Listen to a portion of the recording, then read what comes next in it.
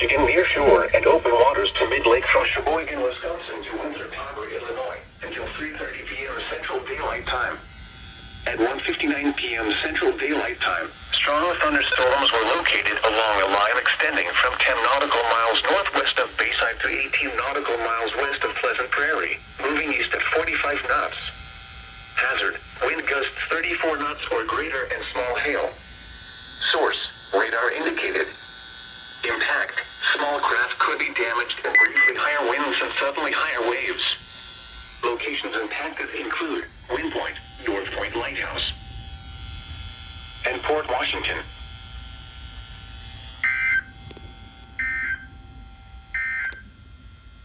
Now here is the